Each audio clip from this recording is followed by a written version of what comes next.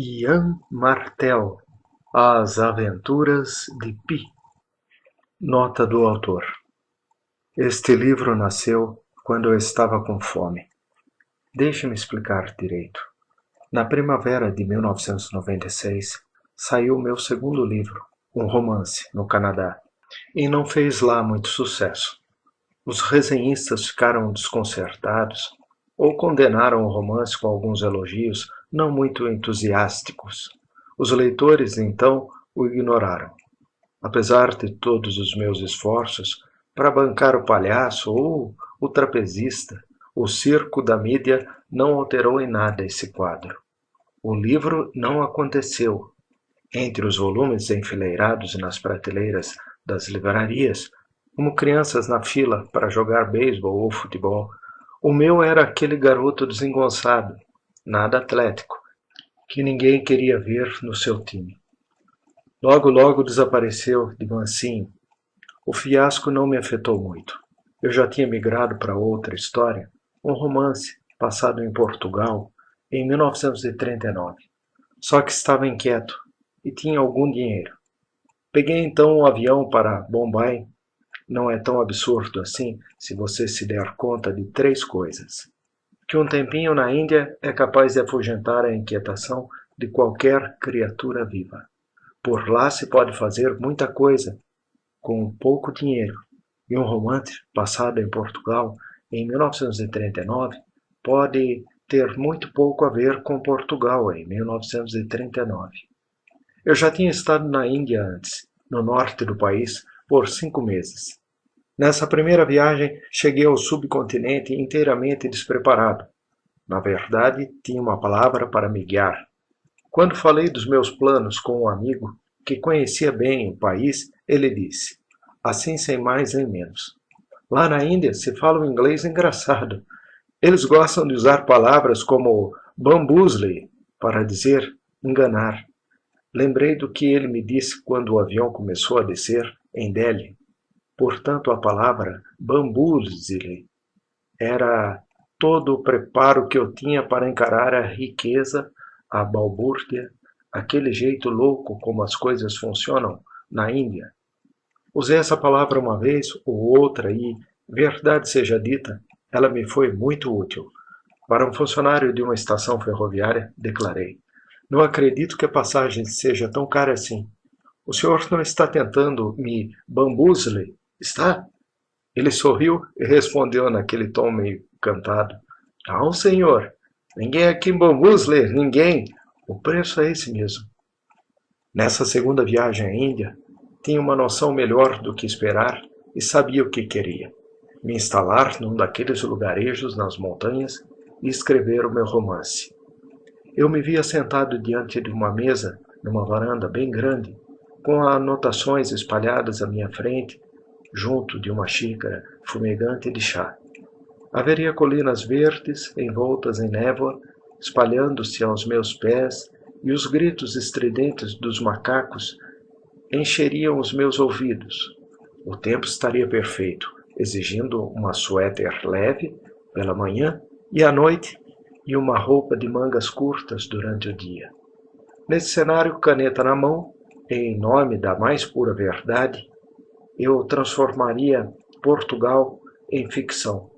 Não é exatamente isso que é a ficção, a transformação seletiva da realidade, o ato de torcê-la para extrair a sua essência. Para que ir a Portugal? A mulher que tomava conta do lugar me contaria histórias das lutas para expulsar os britânicos. Acertaríamos o que haveria para o almoço e para o jantar no dia seguinte.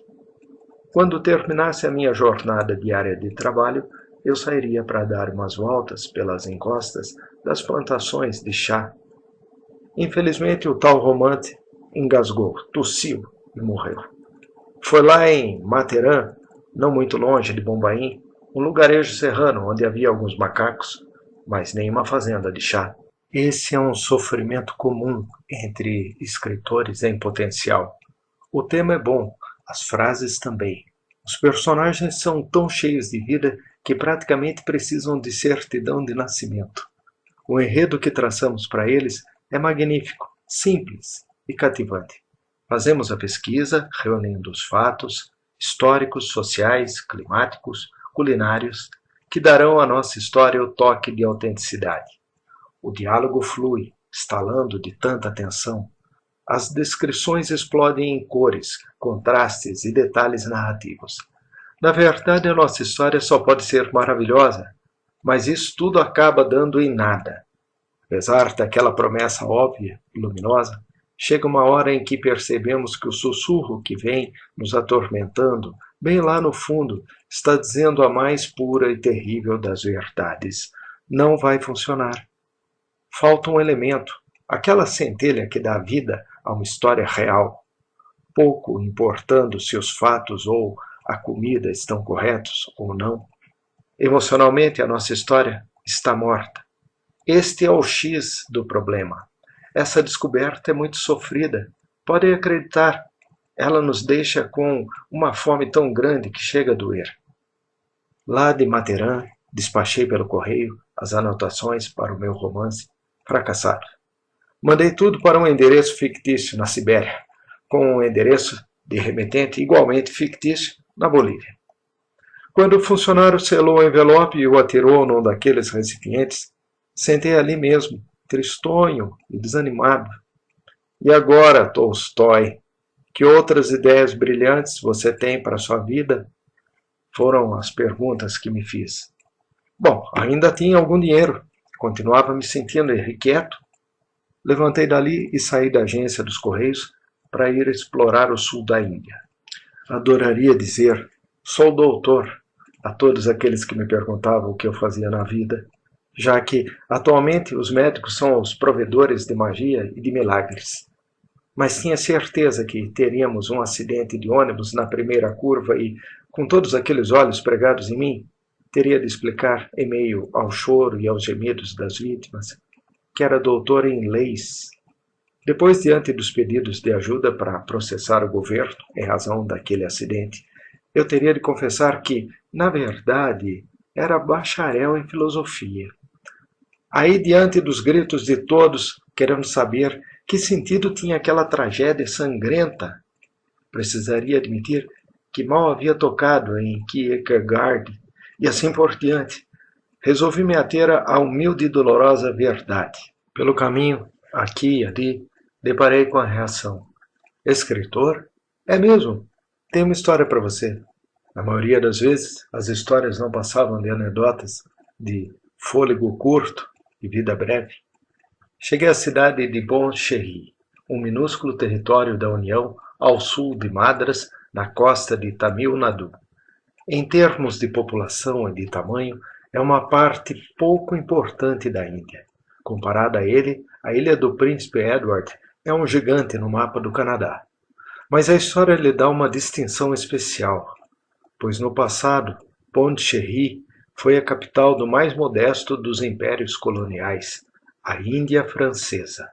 Na verdade, os franceses adorariam rivalizar com os britânicos, mas o único Raja que conseguiram reunir foi um punhado de pequenos portos. Aferraram-se a essas possessões por cerca de 300 anos. Saíram de Pondicherry em 1954, deixando para trás belas edificações brancas, ruas amplas traçadas em ângulos retos, com nomes como Rue de la Marine e Rue Saint-Louis e termos como Kepes para a polícia. Eu estava no Café Índia, na rua Nehru, um salão bem grande com paredes verdes e um teto alto. Lá em cima, ventiladores giram para manter o ar quente e úmido em constante movimento. O local é repleto de mesas quadradas, idênticas, cada uma delas com 4 cadeiras. Os clientes sentam onde tiver lugar, junto com quem quer que seja. O café é bom e eles servem as chamadas torradas francesas. Logo, logo alguém puxa a conversa e, portanto, um sujeito idoso, mais forte, de olhos vivos, com uma cabeleira branquinha, estava conversando comigo. Confirmei que fazia frio no Canadá e que efetivamente se falava francês em algumas regiões do país. Disse também que gostava da Índia, etc. e tal. Aquela conversa habitual que se trava entre indianos curiosos e amistosos e estrangeiros de mochila às costas. Recebeu a informação sobre o meu trabalho arregalando os olhos e fazendo que sim com a cabeça. Já era hora de ir embora. Ergui a mão, tentando chamar a atenção do garçom para pedir a conta. Foi aí que o velho disse: "Conheço uma história que vai fazer você acreditar em Deus." Parei o gesto no ar, mas estava desconfiado. Será que o sujeito era uma testemunha de Jeová vindo bater à minha porta? A sua história aconteceu há 2000 anos, no recanto remoto do Império Romano? Indaguei. Não. Será que ele era um desses muçulmanos catequistas? Aconteceu na Arábia do século VII? Não. Tudo começou aqui mesmo, em Pont-Cherry, poucos anos atrás, e foi terminar, veja só que coisa incrível, exatamente no país de onde você vem. E ela vai me fazer acreditar em Deus? Vai. Isso vai ser difícil. Nem tanto. O garçom apareceu, hesitei por um instante, pedi 2 cafés. Nós nos apresentamos, ele se chamava Francis Adirabassami. Conte a sua história, por favor, disse eu. Mas você tem de prestar atenção, replicou o velho. Vou prestar, respondi, pegando bloco e caneta. Você já esteve no Jardim Botânico? Perguntou ele. Fui lá ontem. Reparou no trenzinho? Reparei. Ele ainda funciona aos domingos para a felicidade das crianças. Mas, antigamente, circulava todos os dias, de meia em meia hora. Reparou no nome das estações? Uma delas se chama Roseville. É a que fica perto do Roseiral. Exatamente. E a outra? Não me lembro. Tiraram a placa. Ela se chamava Zumthal. O trenzinho fazia 2 paradas, em Roseville e em Zumthal. No passado, havia um zoológico no Jardim Botânico de Pont-Cherry. E continuou falando. Fui anotando os elementos da história. Você devia conversar com ele, disse o velho, referindo-se ao protagonista. Eu o conheci muito bem, muito bem. Hoje em dia é adulto. Você devia te perguntar tudo o que quiser. Mais tarde, em Toronto, em meio às 9 colunas de papel, incluídas no catálogo de telefone, consegui encontrá-lo. Disquei o número com o coração aos pulos. A voz que atendeu tinha um toque indiano no sotaque canadense, um toque bem leve, mas inconfundível, como o vestígio do cheiro de incenso no ar. Isso tudo aconteceu há tanto tempo, disse ele.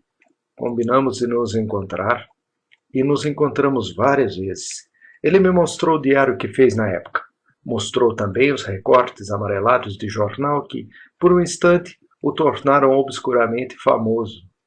Contou a sua história, fui anotando tudo. Cerca de 1 ano mais tarde, depois de dificuldades consideráveis, recebi uma fita gravada e um relatório do Ministério dos Transportes do Japão. Foi quando ouvi a tal fita que concordei com o Sr. Adirabassami.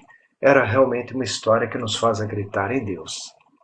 Parecia natural que a história do Sr. Patel fosse contada quase toda na primeira pessoa, pela voz dele e através dos seus olhos. Mas quaisquer inexatidões ou erros são meus. Preciso agradecer algumas pessoas. Sou extremamente grato, é claro, ao Sr. Patel. A minha gratidão para com ele é tão ilimitada quanto o Oceano Pacífico e espero que a minha forma de contar a sua história não vá desapontá-lo. Tenho de agradecer também ao Sr. Adirabassami por me lançar nessa história, por me ajudar a completá-la. Agradeço ao profissionalismo exemplar de 3 autoridades, ao Sr. Katsuhiko Oda, até algum tempo atrás membro da Embaixada Japonesa em Ottawa, ao Sr. Hiroshi Watanabe, da Companhia de Navegação Oika, e particularmente ao Sr.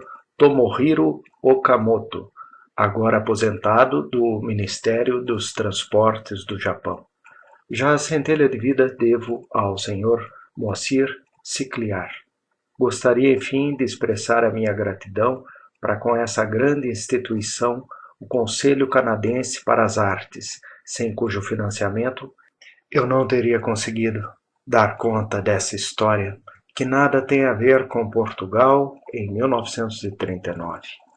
Se nós, os cidadãos, não apoiarmos os nossos artistas, estaremos sacrificando a nossa imaginação no altar da crua realidade e acabaremos não acreditando em nada e tendo sonhos que não valem a pena. Parte 1. Toronto e Pondicherry. Capítulo 1. O sofrimento me deixou triste e melancólico. O estudo acadêmico e a prática religiosa, realizados com firmeza e aplicação, foram aos poucos me trazendo de volta à vida. Continuei fiel ao que algumas pessoas chamariam de minhas estranhas práticas religiosas. Depois de um ano de ensino médio, entrei para a Universidade de Toronto e fiz 2 graduações, uma em estudos religiosos, outra em zoologia. A minha monografia de fim de curso em estudos religiosos tratava de certos aspectos da teoria cosmogônica de Isaac Luria, o grande cabalista de Safed, que viveu no século XVI. A de zoologia era uma análise funcional da glândula tiroide da preguiça de 3 dedos. Escolhi esse animal porque o seu jeitão, calmo, calado, introspectivo, conseguia tranquilizar, de certa forma, o meu eu estilhaçado. Existem as preguiças de 2 dedos e as de 3, classificação que se baseia nas patas dianteiras desses animais, já que todos têm 3 garras nas patas traseiras. No verão tive a sorte de poder estudar as preguiças de 3 dedos em loco, nas florestas tropicais do Brasil. Trata-se de uma criatura extremamente intrigante. Seu único hábito efetivo é a indolência. Ela dorme ou descansa em média 20 horas por dia. A nossa equipe testou os hábitos de sono de 5 desses animais selvagens, pondo na sua cabeça, ao anoitecer, logo depois de eles pegarem no sono, uns pratos de um plástico vermelho brilhante, cheios de água. Na manhã seguinte, já bem tarde, fomos encontrá-los no mesmo lugar, com a água enxameada de insetos. A preguiça tem a sua hora de maior atividade ao pôr do sol, considerando-se que o termo atividade está sendo usado aqui num sentido bem amplo. Ela avança por um galho de árvore, naquela posição característica, de cabeça para baixo, a uma velocidade de cerca de 400 metros por hora. No chão, rasteja até a árvore mais próxima, a uma velocidade de 250 metros por hora, quando motivada, o que significa um ritmo 440 vezes mais lento que o de um guepardo motivado. Sem essa motivação, a preguiça percorre de 4 a 5 metros por hora. A preguiça de 3 dedos não tem muitas informações sobre o mundo exterior. Numa escala de 2 a 10, em que o 2 representa uma estupidez fora do comum e o 10 uma extrema acuidade, William Beebe, 1926, atribuiu aos sentidos do paladar, do tato, da visão e da audição desse animal a nota 2 e ao seu olfato 3. Se alguém topar com uma preguiça de 3 dedos dormindo na selva, 2 ou 3 sacudidelas são bastante para acordá-la. Ela vai então olhar sonolentamente em todas as direções, menos na de quem a acordou. Aliás, por que será que ela olha assim, já que se sabe que esse animal vê tudo embaçado, meio como o Mr. Magoo? Quanto à audição, a preguiça não é exatamente surda. Ela não se interessa muito pelos sons. De acordo com Beebe, disparos de armas de fogo feitos perto de um desses animais dormindo ou comendo praticamente não provocam nenhuma reação. Mesmo seu olfato, o sentido que é um pouco melhor que os demais, não deve ser superestimado. Segundo consta, elas podem farejar e evitar galhos apodrecidos, mas Bullock, 1968, relatou que é comum as preguiças caírem no chão, agarradas a galhos que se quebram. Você deve estar se perguntando como ela consegue sobreviver. Justamente por ser tão lerda. A sonolência e a preguiça afastam esses animais dos perigos, impedem que elas sejam percebidas pelas onças, pelas jaguatiricas, pelos gaviões reais e pelas sucuris. Os seus pelos abrigam umas algas que têm a cor marrom durante a época da estiagem e verde no período das chuvas, o que faz com que esse bicho se misture ao musgo e à folhagem que o cercam, parecendo mais o cupinzeiro, um ninho de esquilos ou até mesmo uma parte da própria árvore. A preguiça de 3 dedos leva uma vida pacata de vegetariano, em perfeita harmonia com o meio que a cerca. Ela tem sempre nos lábios um sorriso afável, como registrou Tirley, em 1966. Vi esse sorriso com os meus próprios olhos. Não sou do tipo que projeta traços e emoções humanos em animais, mas por diversas vezes durante aquele mês que passei no Brasil, olhando as preguiças descansando, senti que estava diante de yogis virados de cabeça para baixo, em meditação profunda, ou de eremitas totalmente entregues a orações, sábios cujas vidas intensas e imaginativas ultrapassavam o alcance das minhas comprovações científicas. Às vezes eu misturava os meus 2 cursos universitários. Vários dos meus colegas de estudos religiosos, uns agnósticos confusos que não sabiam o que eram escravos da razão, esse falso ouro que engana os tolos com o seu brilho. Me lembravam as preguiças de 3 dedos. E esses animais, um belíssimo exemplo do milagre da vida, me faziam pensar em Deus. Nunca tive problemas com os meus colegas cientistas. Os cientistas são um bando de bebedores de cervejas amistosos, ateus e trabalhadores. Gente que só pensa em sexo, xadrez e beisebol quando não está pensando em ciência. Fui ótimo aluno, se é que posso dizer isso de mim mesmo. Por 4 anos seguidos, tirei os primeiros lugares no St. Michael College. Recebi todos os prêmios possíveis do Departamento de Zoologia. Se não ganhei nenhum do Departamento de Estudos Religiosos, foi simplesmente porque não existem prêmios nesse departamento. Ninguém ignora que a recompensa pelo estudo da religião não está na mão dos mortais. E teria ganhado a medalha acadêmica do governador-geral, o prêmio máximo da Universidade de Toronto para os cursos de graduação, e que já foi entregue a um número considerável de canadenses ilustres, se não fosse por um garoto branco comedor de carne, com um pescoço que mais parecia um tronco de árvore e um temperamento insuportavelmente animado. Ainda sofro um pouco com essa humilhação. Quando já se passou por muita coisa ruim na vida, cada dor adicional acaba sendo, a um só tempo, insuportável e insignificante.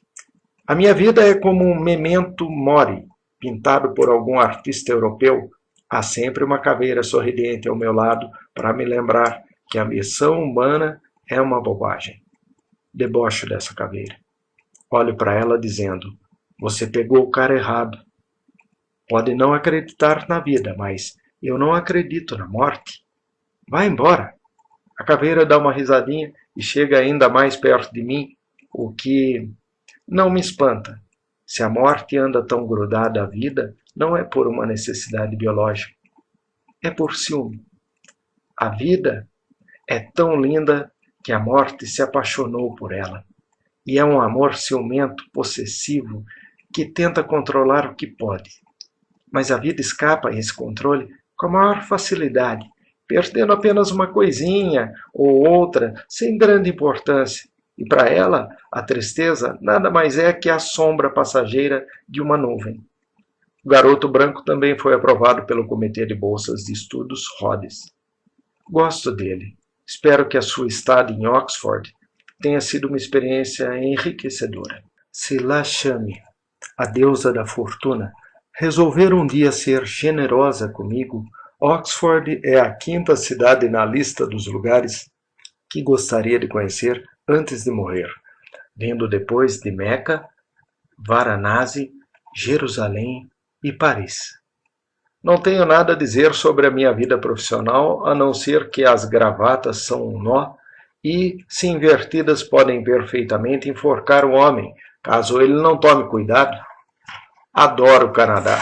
Sinto falta do calor da Índia, da comida de lá, das lagartixas pelas paredes, dos filmes musicais, das vacas andando pelas ruas, dos corvos grasnindo, até mesmo das conversas sobre os jogos de cricket, mas adoro o Canadá. É um grande país, frio demais para qualquer um que tenha um mínimo de bom senso, habitado por gente inteligente e compassiva que usam os penteados horrorosos. De todo modo, eu não tinha motivo algum para voltar para minha terra, Pont-Cherry. Richard Park ficou comigo. Nunca o esqueci. Será que posso dizer que sinto saudade dele? Pois sinto. Sinto mesmo. Até hoje sonho com ele. Na maior parte das vezes são pesadelos, mas pesadelos com um toquezinho de amor. Como é estranho o coração humano. Ainda não consigo entender como ele pôde me abandonar daquele jeito, com tamanha facilidade, sem qualquer tipo de despedida, sem olhar para trás uma vez sequer. Essa dor é como um machado que me corta o coração. No hospital, lá no México, os médicos e as enfermeiras foram incrivelmente legais comigo. E os pacientes também, fossem eles vítimas de câncer ou de acidentes de trânsito.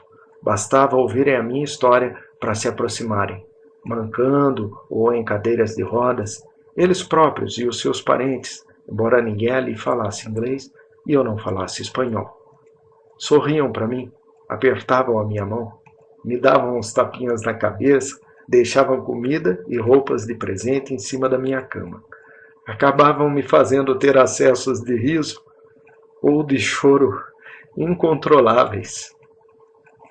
Em 1 ou 2 dias eu já conseguia ficar de pé e até dar uns poucos passos, apesar do enjoo, da tontura e da fraqueza que sentia.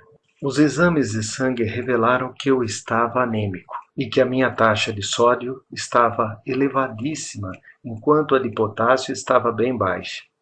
O meu corpo retinha líquido, fazendo com que as minhas pernas ficassem tremendamente inchadas.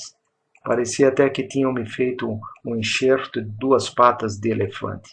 A minha urina era de um amarelo escuro, chegando quase a ser marrom. Depois de mais ou menos uma semana, já dava para eu andar quase normalmente e até calçar os sapatos, contanto que não amarrasse os cadarços. A minha pele sarou, embora tenham ficado umas cicatrizes nos meus ombros e nas minhas costas. Primeira vez que abri uma torneira e vi aquele jato ruidoso, esbanjador, superabundante, o choque foi tamanho que eu fiquei atordoado. As minhas pernas bambearam e desmaiei nos braços de uma enfermeira. A primeira vez que eu fui a um restaurante indiano no Canadá, comi com as mãos. O garçom me olhou com um ar de crítica e disse: "Acabou de desembarcar, não é mesmo?" Fiquei lívido. Os meus dedos, que 1 segundo antes eram papilas gustativas, saboreando a comida ainda meio longe da boca, ficaram sujos diante daquele olhar. Estacaram como bandidos apanhados em flagrante. Não ousei lambê-los. Culpadíssimo, usei o guardanapo para limpá-los. Aquele garçom não podia imaginar o quanto as suas palavras me magoaram. Elas foram como pregos penetrando na minha carne. Peguei o garfo e a faca. Praticamente nunca tinha usado esses utensílios. As minhas mãos tremiam. O meu sambar ficou completamente sem gosto. Capítulo 2. Ele mora em Scarborough, é um homenzinho magro e miúdo. Tem no máximo 1,60 m de altura. Os olhos são escuros, como os cabelos, que estão começando a ficar grisalhos nas têmporas. Não pode ter mais de 40 anos. A pele é de um tom agradável de café. Apesar da temperatura amena do outono, está usando, para ir até a lanchonete, uma pesada parca de inverno com um capuz forrado de pele. O rosto é expressivo. Fala depressa, gesticulando. Com ele não existe essa história de conversa fiada. Vai sempre direto ao assunto. Capítulo 3. O nome que me deram é de uma piscina. Coisa bem curiosa, considerando-se que os meus pais nunca foram muito chegados à água. Um dos primeiros parceiros comerciais do meu pai foi Francis Adirubasami, que acabou se tornando um grande amigo da família. Eu chamava Mamadi. Mamá é tio, em Tamil, e Ji é um sufixo usado na Índia para expressar respeito e afeto. Na juventude, bem antes de eu nascer, Mamadi foi campeão de natação, campeão de todo o sul da Índia, e manteve o porte de atleta pelo resto da vida. Certa vez o meu irmão Ravi me contou que, quando nasceu, Mamadi não queria parar de respirar água e então um médico, para salvar a sua vida, teve de segurá-lo pelos pés e ficar fazendo ele girar acima da cabeça por um bom tempo. Funcionou? Exclamou Ravi, girando a mão loucamente acima da própria cabeça. O bebê tossiu, cuspiu aquela água e começou a respirar ar. Mas aquilo levou toda a carne, todo o sangue, para a parte superior do corpo. É por isso que o peito dele é tão largo e as pernas tão fininhas. Acreditei. Ravi implicava comigo sem dó nem piedade. A primeira vez que chamou Mamadi de Senhor Peixe na minha cara, deixei uma casca de banana na cama dele. Mesmo na casa dos 60, quando já estava um pouco encurvado, e toda uma vida de gravidade contra a obstétrica começava a empurrar a sua carne para baixo, Mamadi continuava nadando toda manhã, fazendo 30 vezes a extensão da piscina do ashram de Aurobindo.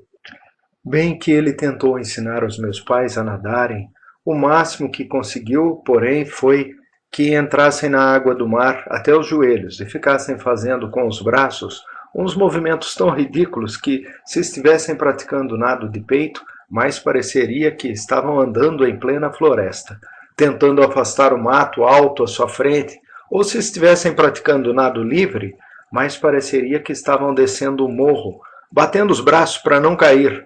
Ravi era quase tão desanimado quanto eles. Mamadi precisou esperar até eu surgir nessa história para conseguir um discípulo interessado. Quando cheguei à idade de aprender a nadar, que segundo Mamadi era aos 7 anos, para desespero da minha mãe, ele me levou até a praia, parou diante do mar e, abrindo bem os braços, disse: "Este é o meu presente para você." E então quase o afogou, exclamava minha mãe. Eu, porém, não perdi a fé no meu guru aquático. Sob o seu olhar atento, ficava deitado na praia, batendo as pernas, escavando a areia com as mãos estendidas e virando a cabeça a cada braçada, para respirar. Devia parecer até uma criança tendo um ataque de fúria bem peculiar, e em câmera lenta. Na água, enquanto ele me mantinha na superfície, eu me esforçava ao máximo para nadar. Era muito mais difícil que na terra firme, mas Mamadi era paciente e me encorajava. Quando ele achou que eu já tinha progredido o suficiente, deixamos para trás os risos e os gritos, as corridas e os respingos de água, as ondas de um verde azulado e a espuma da arrebentação, e partimos para o formato retangular adequado e a superfície plana, formal, além, é claro, da taxa de inscrição da piscina de Ashram. Durante toda a minha infância, fui lá com ele 3 vezes por semana, às segundas, quartas e sextas, repetindo com a regularidade de um relógio o ritual matinal de um bom nadador de crawl. Lembro perfeitamente daquele senhor tão digno, se despindo quase inteiramente ao meu lado. Pouco a pouco, o seu corpo ia aparecendo à medida que ele ia tirando cada peça de roupa, e no finalzinho, a sua decência era protegida, pois ele se virava ligeiramente e vestia um magnífico calção de banho importado. Empertigava-se todo e estava pronto. Aquilo era de uma simplicidade épica. As aulas de natação, que com o tempo foram se tornando treinos, eram exaustivas, mas havia também um imenso prazer de nadar com facilidade e velocidade cada vez maiores, para lá e para cá, numa repetição que praticamente beirava a hipnose, com a água passando de chumbo derretido a líquido bem leve. Foi por conta própria, com um prazer culpado, que voltei à praia, ouvindo o chamado das ondas, possantes que quebravam na areia, estendiam para mim as suas marolas, laços delicados que capturavam o seu menino indiano já tão predisposto a ceder. Certa vez, quando eu devia ter uns 13 anos, dei de presente de aniversário a Mamadi 2 estirões de um nado borboleta bem aceitável. Acabei tão cansado que mal pude acenar para ele. Além da minha atividade de natação, havia as conversas a esse respeito. Era isso que o meu pai adorava. Quanto mais vigorosamente ele resistia a nadar de verdade, mais aquilo fascinava. Era com as histórias de natação que ele descansava da conversa do dia a dia sobre a administração de um zoológico. É bem mais fácil lidar com água sem hipopótamos que com um deles lá dentro. Graças à administração colonial, Mamad passou 2 anos estudando em Paris. Foi a melhor época da vida dele. Era início dos anos 1930, quando os franceses ainda estavam tentando tornar Pondichéry tão gaulesa quanto os ingleses tentavam tornar todo o resto da Índia britânico. Não lembro exatamente o que Mamad estudou. Algo ligado a comércio, suponho. Ele era um excelente contador de histórias, mas elas não incluíam nada sobre estudos, Torre Eiffel, Louvre ou cafés do Champs-Élysées. Tudo que contava tinha a ver com piscinas e competições de natação. Por exemplo, havia a piscina de Ligny, a mais antiga da cidade, construída em 1796. Uma barcaça descoberta, presa ao Quai d'Orsay, e local de realização das provas de natação das Olimpíadas de 1900. No entanto, ela jamais foi reconhecida pela Federação Internacional de Natação, já que ultrapassava em 6 metros as medidas convencionais. A água dessa piscina vinha direto do Sena, sem qualquer filtragem ou aquecimento. Era uma água fria e suja, dizia Mamad. Depois de atravessar Paris inteira, ela chegava ali, imunda. E ainda por cima, os frequentadores da piscina deixavam aquilo tudo um nojo. Num sussurro de conspirador, acrescentando uns detalhes chocantes para provocar o que dizia, ele garantia que os padrões de higiene pessoal dos franceses eram bem baixos. Deligny era bem ruinzinha. Bain Royal, outra latrina das margens do Sena, era pior ainda. Em Deligny, pelo menos se tiravam os peixes mortos. Mesmo assim, uma piscina olímpica é uma piscina olímpica, bafejava por uma glória imortal. Embora aquele lugar fosse uma verdadeira fossa, Mamad falava de Deligny com um sorriso carinhoso. As condições de Château Landon, de Rouvet ou do Boulevard de la Gare eram bem melhores. Essas piscinas tinham um teto, ficavam em terra firme e funcionavam o ano inteiro. Eram abastecidas pelas máquinas a vapor das fábricas vizinhas e com isso a água era mais limpa e mais quente. Mesmo essas piscinas, porém, não eram lá essas coisas e, em geral, ficavam lotadas. Tinha tantos escarros e tanto cuspo boiando naquela água que dava até a impressão de que eu estava nadando no meio de águas vivas, observava ele rindo. As piscinas Hebert, Ledros Rollin e Butte aux Cols eram claras, modernas, espaçosas e alimentadas com água de poços artesianos. Representavam o padrão máximo de excelência em termos de piscinas municipais. É claro que havia também Tourelles e outra grande piscina olímpica da cidade, inaugurada por ocasião dos segundos Jogos realizados em Paris, em 1924. E tinha ainda outras, muitas outras.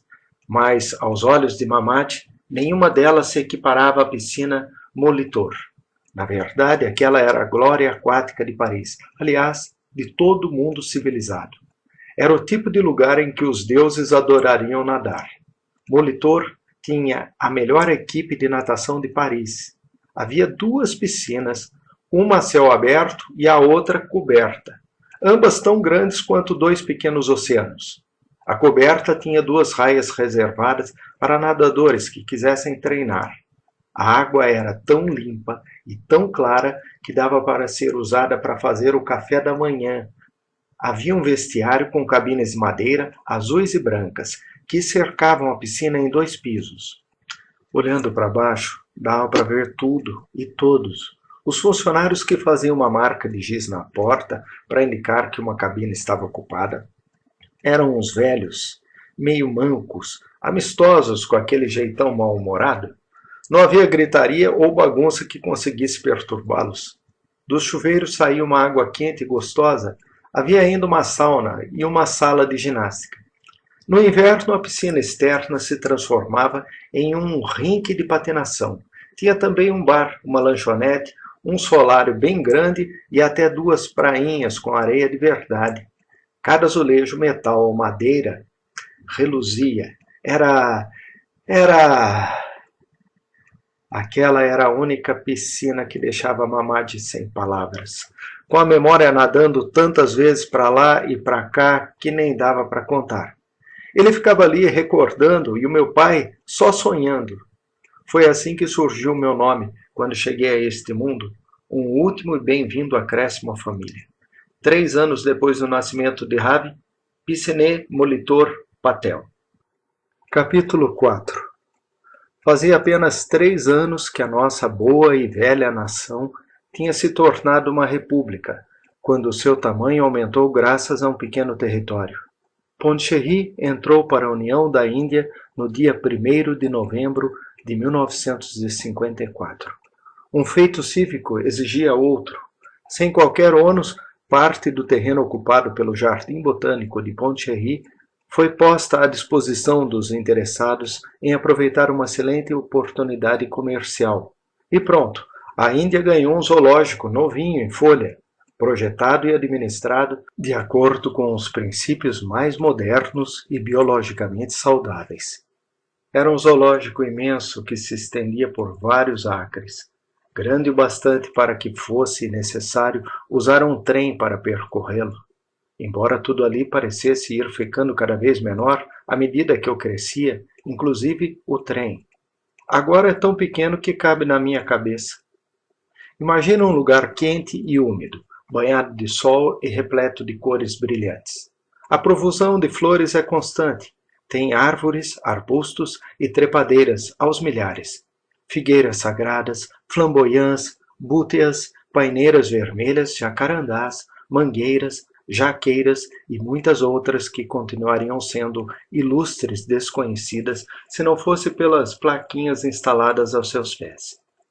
E tem uns bancos. Nesses bancos vêem-se homens dormindo, estirados, ou casais sentados, casais jovens que trocam olhares encabulados e cujas mãos se agitam no ar, chegando a se tocar.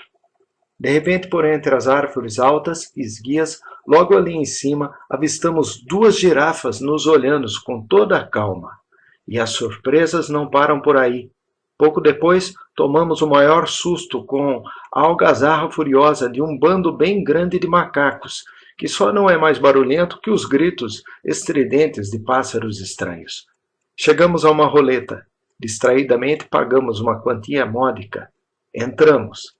Vemos um muro baixinho, o que se pode esperar encontrar atrás de um muro assim? Com certeza, não um fosso raso com 2 rinocerontes indianos bem grandões.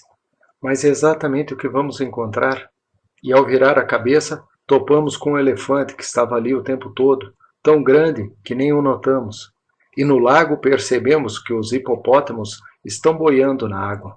Quanto mais olhamos, mais vemos. Estamos em Zoo Town.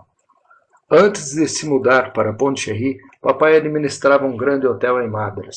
Foi o interesse que sempre teve pelos animais que o levou a mudar de ramo. Você pode até achar que passar do ramo de hotelaria para o dos zoológicos seja uma transição natural. Nada disso. Sob muitos aspectos, cuidar de um zoológico é o pior pesadelo de um hoteleiro. Pense só, os hóspedes nunca saem dos seus quartos. Contam não apenas com a hospedagem, mas também com pensão completa. Estão constantemente recebendo multidões de visitantes, alguns dos quais bem barulhentos e bagunceiros. É preciso esperar que eles resolvam ir passear na varanda, por assim dizer, para poder limpar os quartos. E depois esperar que se cansem da vista. E entrem novamente no quarto para poder limpar a varanda. E o trabalho de limpeza é enorme, pois os hóspedes são tão anti-higiênicos quanto os bêbados.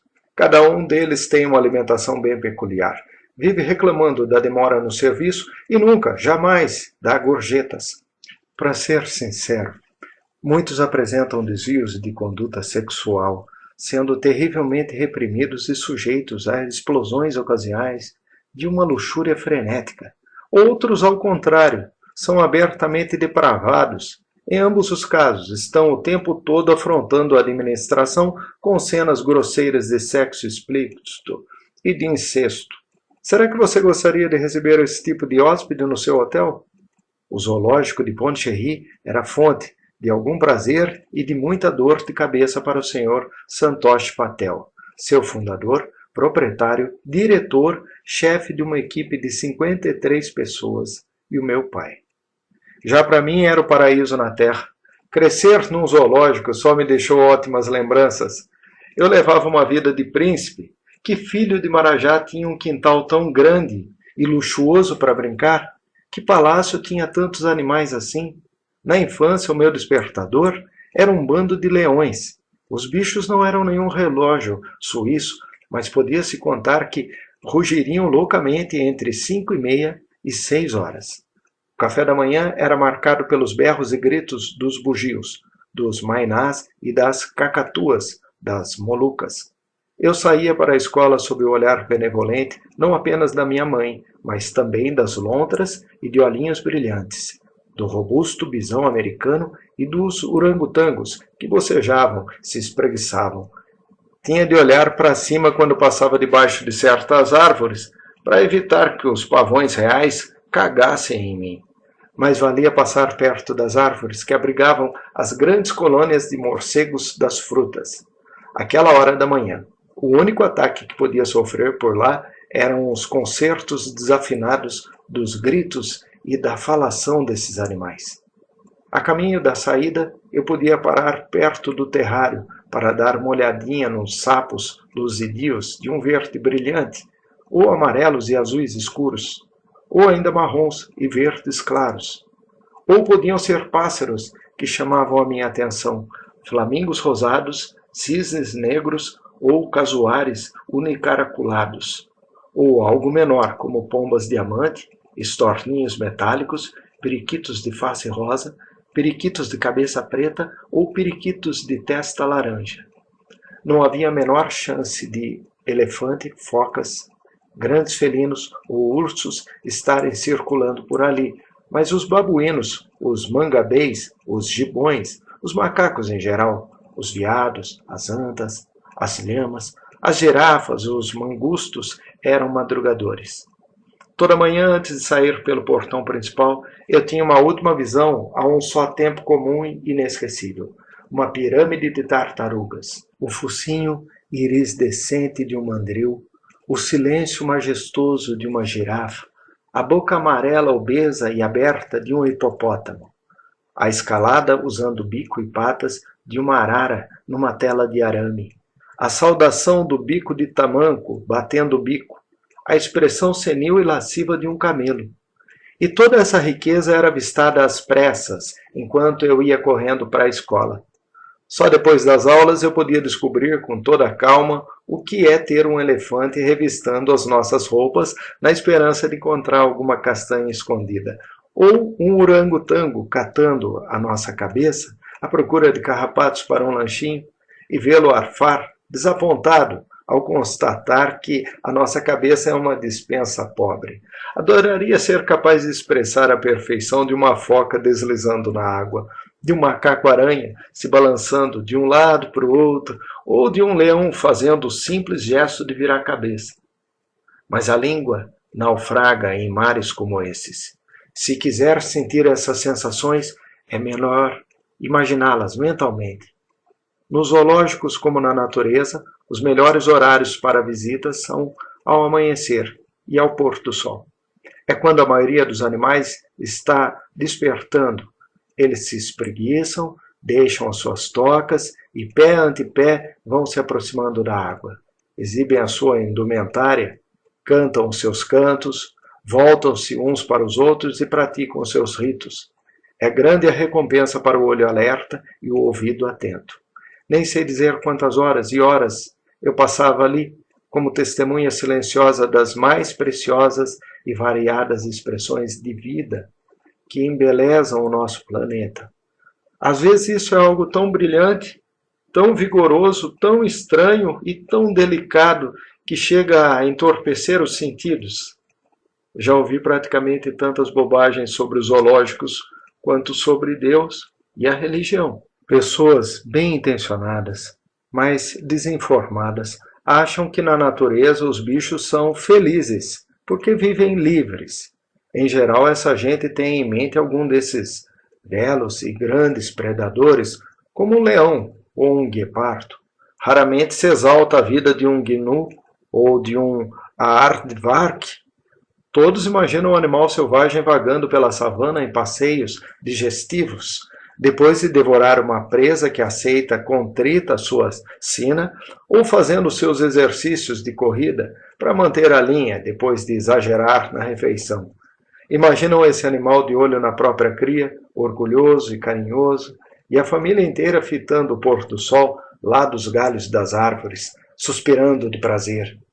A seu ver, a vida dos animais selvagens é simples, nobre e significativa. Então, ele é capturado por homens malvados que o atiram em jaulas minúsculas.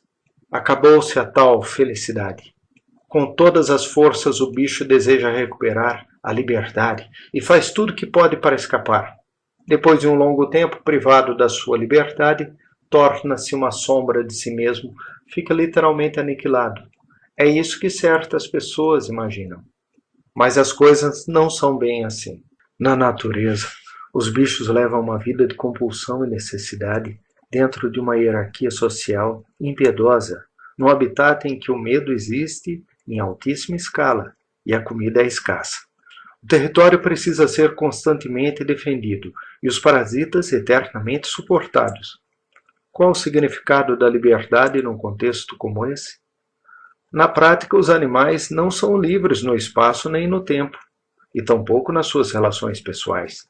Em teoria, ou seja, como mera possibilidade física, um animal pode perfeitamente pegar as suas coisas e ir embora, desacatando todas as convenções sociais e os limites da própria espécie. Isso, porém, é muito mais improvável de acontecer que para um membro de nossa espécie.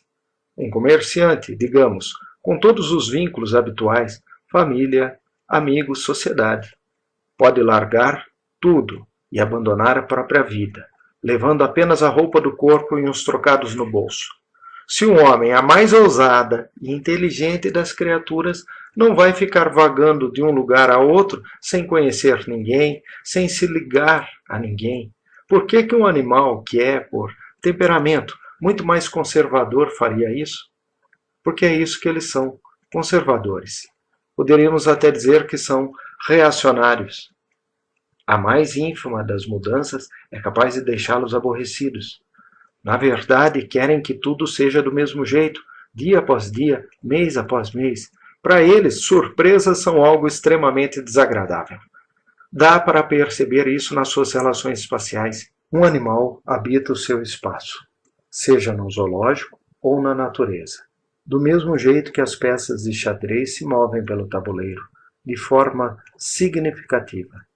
Não existe mais acaso ou mais liberdade no local de moradia de um lagarto, de um urso ou de um veado que na localização de um cavalo no tabuleiro de xadrez. Ambos falam de padrões e de propósitos. Na natureza, os animais se aferram a determinadas trilhas por razões prementes, estação após estação. No zoológico, se o animal não está no seu lugar normal, ou na sua postura habitual na hora de costume, tem alguma coisa errada. Pode ser o simples reflexo de uma alteração ínfima no ambiente ao seu redor. Uma mangueira enrolada, deixada ali por um funcionário, causou uma impressão ameaçadora. Formou-se uma poça que está incomodando o animal. Uma escada está fazendo sombra, mas também poderia ser algo mais. Na pior das hipóteses, poderia ser aquilo que o diretor de um zoológico mais teme, um sintoma, o prenúncio de que há algum problema à vista. O motivo para inspecionar o esterco, interrogar o zelador, convocar o veterinário. Tudo isso porque a cegonha não está exatamente onde costuma ficar. Deixe, porém, que eu retome por um instante um aspecto dessa questão. Se você fosse uma casa, arrombasse a porta da frente e pusesse os seus moradores no olho da rua, dizendo: podem ir, vocês estão livres. Livres como pássaros. Vão, vão! Acha que essa gente ia gritar e dançar de alegria? Não ia, não. Os pássaros não são livres. As pessoas que você acabou de desalojar iam esbravejar. Quem lhe deu o direito de nos pôr para fora? Essa casa é nossa. Somos os donos dela. Moramos aqui há anos. Vamos chamar a polícia, seu canalha. Não vivemos dizendo nada como a nossa casa? Com certeza, os animais sentem a mesma coisa. Eles são seres territoriais. Essa é a chave para compreender a sua mente. Só um território familiar pode lhes permitir arcar com os dois imperativos inexoráveis da natureza: evitar os inimigos e conseguir água e comida. O cercado de um zoológico sadio, do ponto de vista biológico, seja ele uma gaiola, um tanque, um fosso, um curral, um terrário, um aviário ou um aquário, é pura e simplesmente um outro território, cujas únicas peculiaridades são o tamanho e a proximidade com o território dos humanos. O fato de ele ser infinitamente menor que o espaço natural tem a sua razão de ser. Na natureza, os territórios são maiores, não por uma questão de gosto, mas de necessidade. Num zoológico, fazemos com os animais o que fizemos conosco, em termos de casas. Reunimos num espaço reduzido o que fica espalhado na natureza. Enquanto antes para nós a caverna ficava aqui, o rio ali, os campos para a caça, a 1 quilômetro, naquela direção. O posto de vigia perto deles, os frutos selvagens em algum outro lugar. Tudo isso infestado de leões, cobras, formigas, sanguessugas e ervas venenosas. Hoje o rio corre por torneiras que ficam ao alcance da mão e podemos nos lavar bem pertinho do local onde dormimos. Podemos comer onde cozinhamos e podemos cercar esses lugares com paredes protetoras, manter tudo limpo e aquecido. Uma casa é um território compacto onde podemos satisfazer as nossas necessidades básicas de forma segura e sem precisar nos afastar dali. O terreno de um zoológico saudável é o equivalente disso para um animal, com a significativa ausência de um fogareiro ou coisa semelhante presente em todas as moradias humanas, podendo encontrar ali dentro todos os locais de que precisa: um posto de vigia, um lugar para descansar, para comer, para beber, para se banhar, para se cuidar, etc. E depois de descobrir que não é necessário sair para caçar, já que a comida surge ali mesmo, 6 vezes por semana, o animal se apodera do seu espaço no zoológico exatamente como faria com um novo espaço na vida selvagem, explorando-o e demarcando do jeito comum à sua espécie, talvez com jatos de urina. Depois de cumprir esse ritual de apropriação e de se instalar naquele espaço, o bicho não vai se sentir como um arrendatário preocupado e muito menos como um prisioneiro.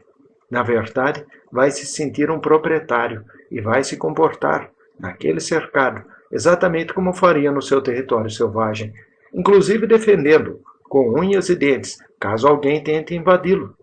Subjetivamente, esse lugar não é nem melhor nem pior para um animal que a sua condição de vida na natureza. Enquanto preencher as suas necessidades, um território, seja ele natural ou construído, simplesmente é, sem qualquer julgamento, um dado, como as pintas num leopardo.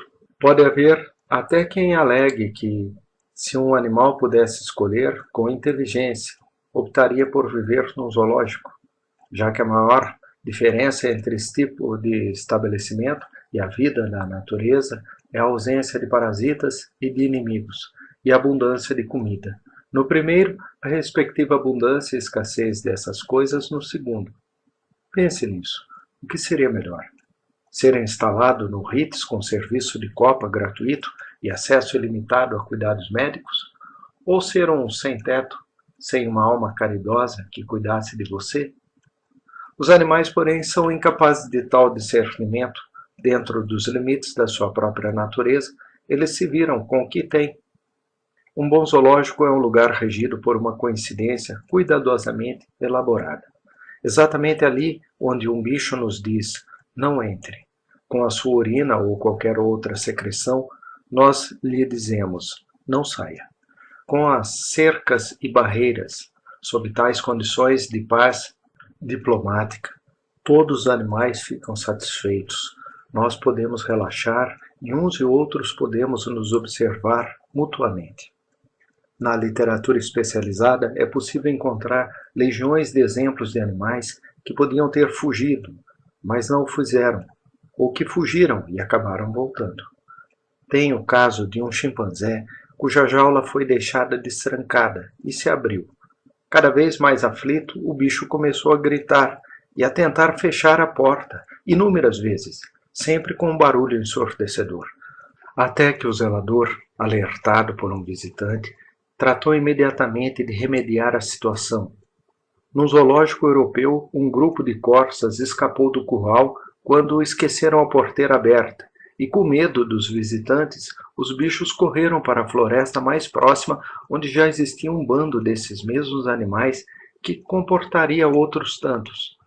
Mesmo assim, as corças do zoológico não tardaram a voltar para o seu curral.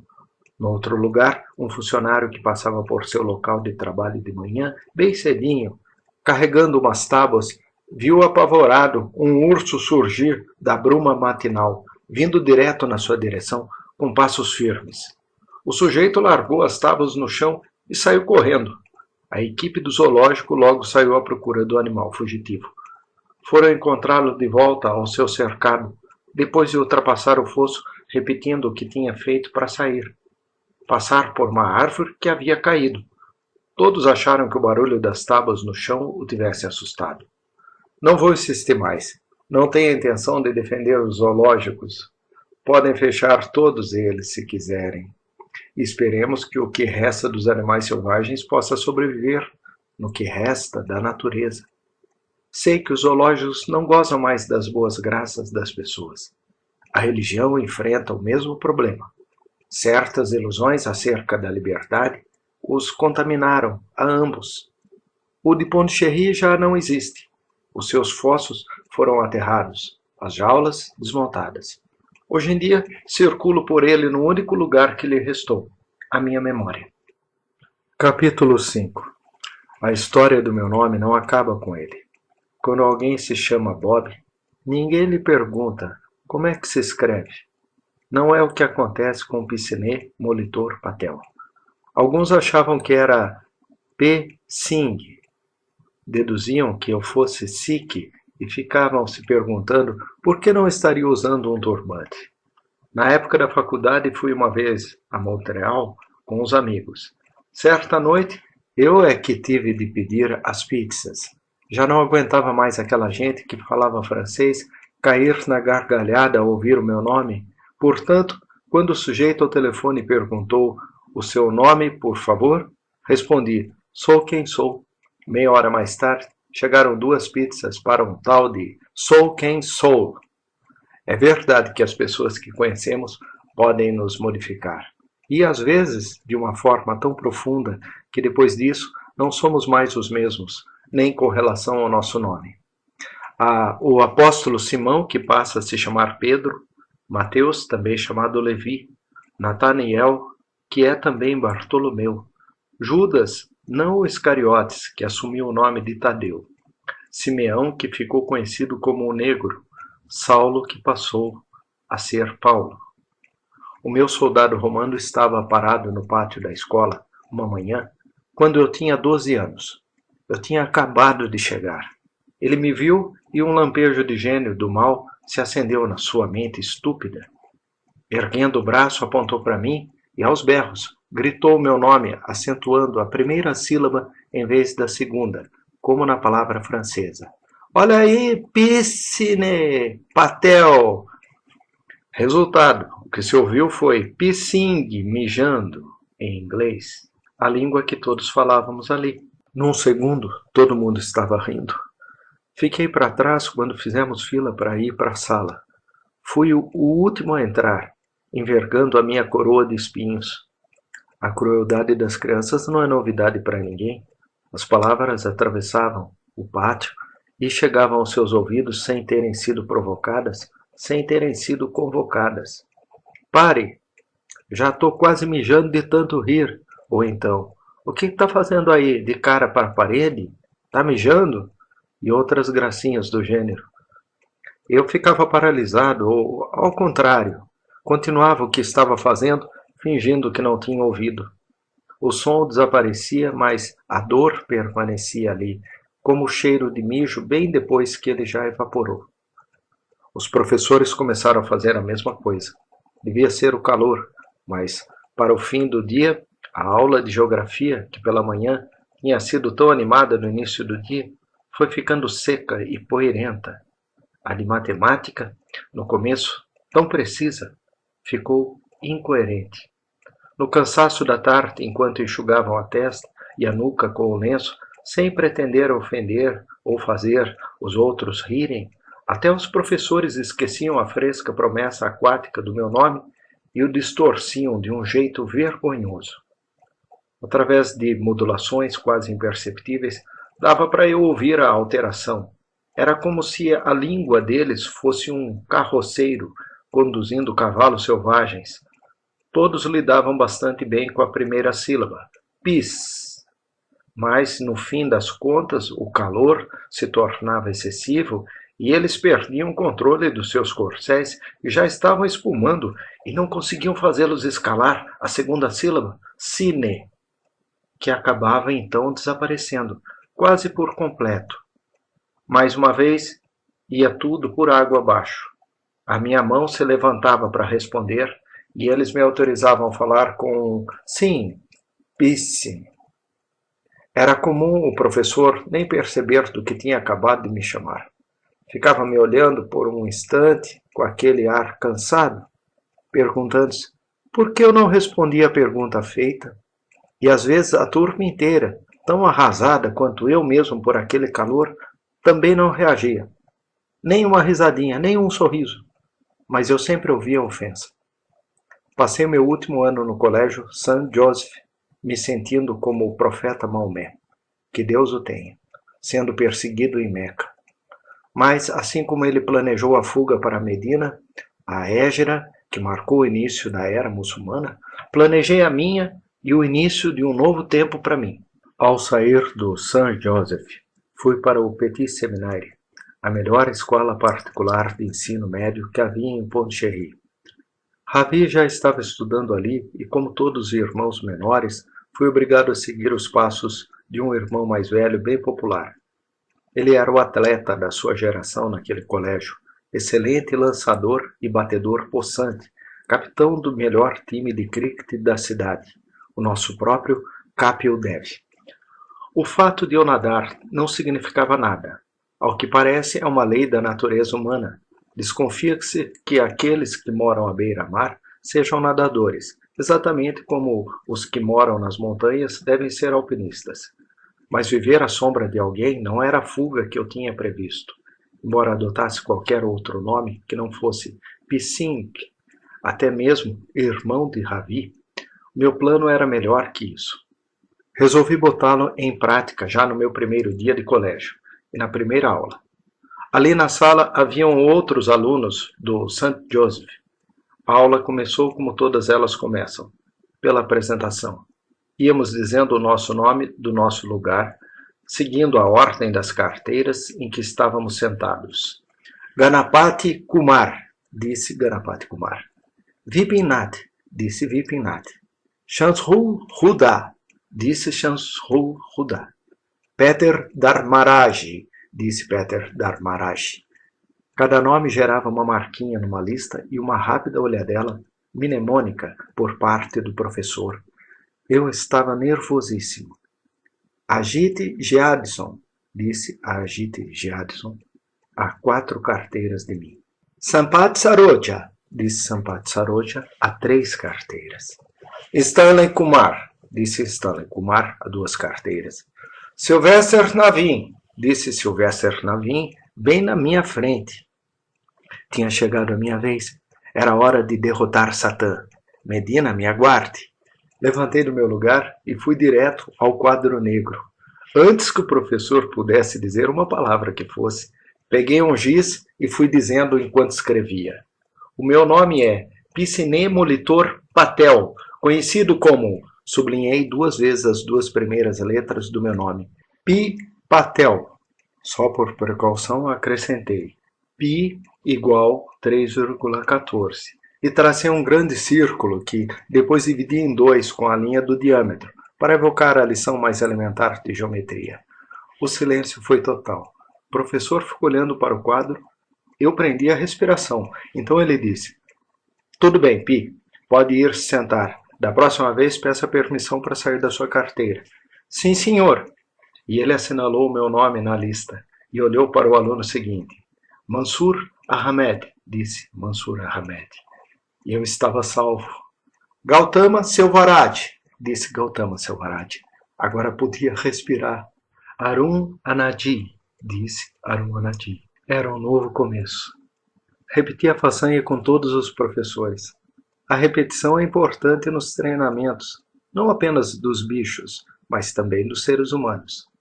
Entre um garoto e outro, ambos com nomes comuns, eu disparava lá para frente e desenhava, às vezes com aquele barulho terrível do giz raspando no quadro, os detalhes do meu renascimento. Depois de repetir essa cena algumas vezes, acabei conseguindo que os outros alunos fizessem coro comigo, num crescendo que chegava ao seu clímax, após um breve instante para retomar o fôlego, quando eu sublinhava a nota certa. Qualquer regente de coral ficaria encantado com uma apresentação tão entusiasmada do meu novo nome. Alguns dos meninos acompanhavam com sussurro: 3,14, enquanto eu ia escrevendo o mais depressa possível e terminava o concerto cortando o círculo com tamanha força que até saíam voando uns pedacinhos de giz. A partir daquele dia, quando levantava a mão, coisa que fazia sempre que tinha uma chance, os professores permitiam que eu falasse dizendo uma única sílaba que soava como música para os meus ouvidos. Os alunos os imitaram, até mesmo os demônios do St. Joseph. Em suma, o nome pegou. Na verdade, somos uma nação de aspirantes a engenheiros. Pouco depois, um garoto chamado Oprakash já estava se autodenominando Ômega.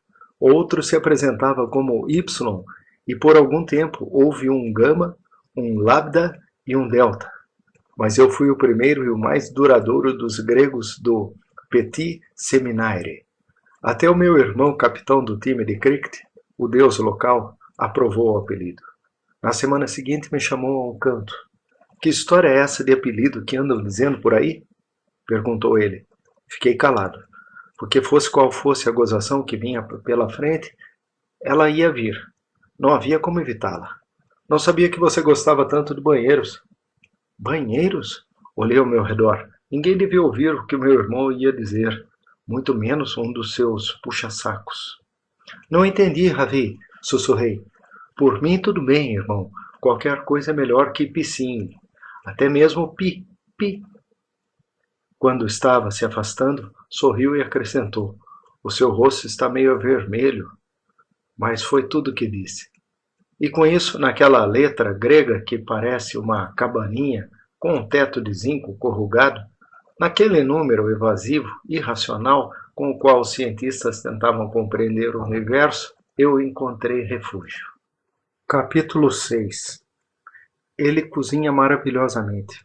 A sua casa, muito aquecida, está sempre com algum cheiro delicioso. A prateleira dos temperos parece até a loja de um boticário. Quando ele abre a geladeira ou o armário, vejo muitas marcas que não identifico. Na verdade, nem sei dizer em que língua aqueles rótulos estão escritos. Estamos na Índia, mas ele também lida muito bem com os pratos ocidentais. Faz para mim o mais picante, mas também sutil, macarrão com queijo que jamais provei. E os seus tacos vegetarianos deixariam o México inteiro com inveja. Reparei em outra coisa.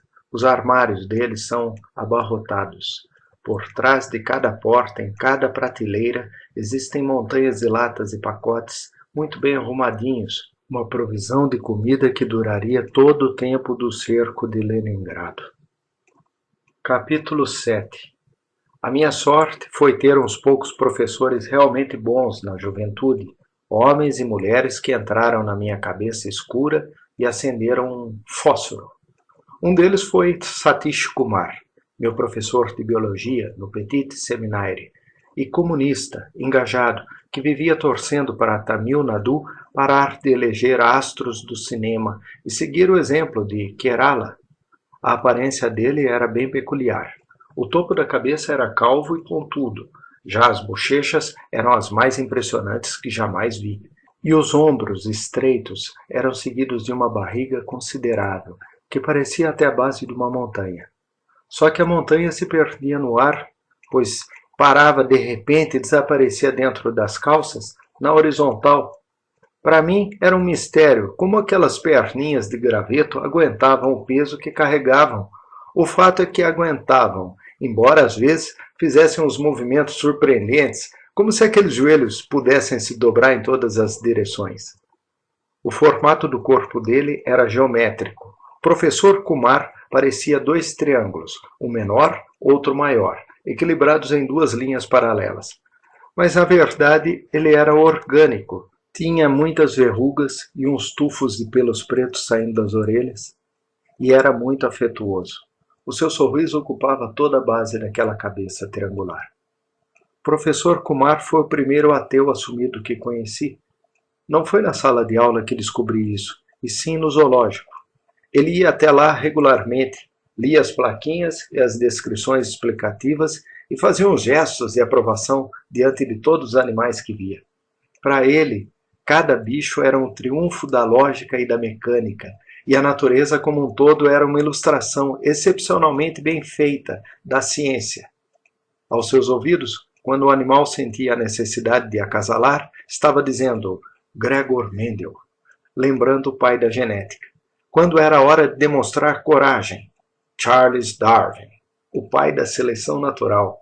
E o que considerávamos balidos, grunhidos, silvos, roncos, rugidos, rosnados, piados e gritos estridentes não passava do forte sotaque de estrangeiros. Quando o professor Kumar ia ao zoológico era para verificar a pulsação do universo e o seu estetoscópio mental sempre lhe confirmava que tudo estava em ordem, que tudo era ordem. E ele ia embora dali, sentindo-se cientificamente revigorado. A primeira vez que vi o seu formato triangular circulando pelo zoológico, com aquele andar oscilante, fiquei com vergonha de me aproximar. Por mais que gostasse dele como professor, o Sr. Kumar era a figura da autoridade e eu, um súdito. Tinha um certo medo dele. Fiquei só olhando de longe. Ele acabava de chegar junto ao fosso dos rinocerontes indianos. Uma grande atração ali, por causa dos bodes. Os rinocerontes são animais sociais, e quando recebemos Pique, um jovem macho selvagem, ele dava mostras de sofrer com o isolamento, comia cada vez menos. Como quebra-galho, enquanto procurava uma fêmea, meu pai teve a ideia de ver se Pique se habituaria a conviver com bodes. Se funcionasse, seria a salvação de um animal valioso. Caso contrário, a medida só custaria uns poucos bodes. Funcionou às mil maravilhas. Pique e o rebanho de bodes se tornaram inseparáveis, mesmo depois da chegada de Sumit. Agora, quando os rinocerontes tomam seu banho, os bodes ficam rodeando o tanque lamacento, e quando esses vão para o seu canto, Pique e Sumit se postam junto deles, como se estivessem de guarda. Aquele arranjo fez muito sucesso com o público. O professor Kumar ergueu os olhos e me viu. Sorriu com uma das mãos segurando o parapeito e com a outra acenou, mandando eu me aproximar. Olá, Pi, disse ele. Oi, professor, que bom que o senhor veio aqui no zoológico. Estou sempre por aqui. Pode-se dizer que este é o meu templo. Isso é bem interessante. Estou sempre por aqui, prosseguiu ele, apontando para o fosso. Se tivéssemos políticos como esses bodes e esses rinocerontes, haveria muito menos problemas no país. Infelizmente, temos uma primeira-ministra que possui a couraça de um rinoceronte, sem nenhuma gota do bom senso desse animal. Eu não entendia muito de política. Meus pais viviam se queixando da senhora Gandhi, mas para mim isso não queria dizer nada. Ela morava lá longe, no norte, e não no zoológico, nem em Pondicherry. Mas achei que devia dizer algo. A religião vai nos salvar, disse eu. Desde que me entendo por gente, a religião sempre foi uma coisa importante para mim. Religião? retrucou o Sr. Kumar com um largo sorriso. Não acredito em religião. A religião é escuridão. Escuridão? Fiquei atônito. Escuridão é tudo que a religião não é, pensei. Ela é luz. Será que ele estava me testando? Será que estava dizendo a religião é escuridão, do mesmo jeito que fazia às vezes em aula, quando dizia coisas como os mamíferos botam ovos? Para ver se alguém o corrigia? Só os ornitorrincos, professor. Não há condições de ir além de uma explicação científica da realidade. Não é nada sensato acreditar em outra coisa, senão na nossa experiência sensorial. O intelecto claro, uma atenção minuciosa ao detalhe e um pouco de conhecimento científico bastam para demonstrar que a religião é uma baboseira supersticiosa. Deus não existe. Ele disse isso mesmo? Ou será que eu estou lembrando trechos de ateus posteriores? Em todo caso, foi algo do gênero. Eu nunca tinha ouvido palavra assim antes. Por que tolerar a escuridão? Tudo está bem aqui, e é bem claro, contanto que se olhe atentamente. O professor estava apontando para Pique. Ora, apesar de eu ter uma grande admiração por Pique, nunca havia pensado num rinoceronte como uma lâmpada. Ele voltou a falar. Há quem diga que Deus morreu durante a partição, em 1947. Pode ter morrido durante a guerra, em 1971, ou quem sabe ontem, aqui em Pondicherry, num orfanato. É o que dizem algumas pessoas, Pi. Quando eu tinha a sua idade, vivia na cama, sofrendo com a pólio. Todo dia perguntava a mim mesmo, onde está Deus? Onde está Deus? Onde está Deus? E ele nunca apareceu. Não foi Deus quem me salvou, foi a medicina. A razão é o meu profeta e me diz que exatamente como quando um relógio para, nós morremos. É o fim. Se o relógio não estiver funcionando direito, precisa ser consertado aqui e agora, por nós mesmos. Um dia assumiremos o controle dos meios de produção e haverá justiça na terra. Aquilo tudo era um pouco demais para mim. O tom dele estava certo, carinhoso e arrojado. Mas os detalhes pareciam sombrios. Fiquei calado. E não foi por medo de irritar o professor Kumar. Meu medo era que, numas poucas palavras lançadas ao ar, ele pudesse destruir algo que eu amava. E se as palavras dele exercessem sobre mim o efeito da pólio? Que doença terrível deve ser essa, capaz de matar Deus dentro de um homem? Ele saiu andando, jogando com o corpo e cambaleando naquele mar bravio que era a terra firme. Não esqueça da prova de terça-feira. Estude bastante. 3,14. Pode deixar, professor. O Sr. Kumar acabou se tornando meu professor preferido no Petit Seminaire e foi por causa dele que eu estudei zoologia na Universidade de Toronto. Havia uma afinidade entre nós. Para mim, essa foi a primeira indicação que os ateus são meus irmãos de uma outra fé, e cada palavra que eles dizem expressa fé. Como eu, vão até onde as pernas da razão podem levá-los, e então pulam. Vou ser sincero, não são os ateus que me irritam, são os agnósticos. A dúvida pode ser útil por um instante. Todos devemos atravessar o jardim do Getsemane. Se Cristo lidava com a dúvida, devemos fazer isso também. Se ele passou uma noite angustiado, rezando, se lá na cruz exclamou, meu Deus, por que me abandonastes? Com certeza também podes duvidar, mas precisamos atravessá-la. Escolher a dúvida como filosofia de vida equivale a escolher a imobilidade como meio de transporte.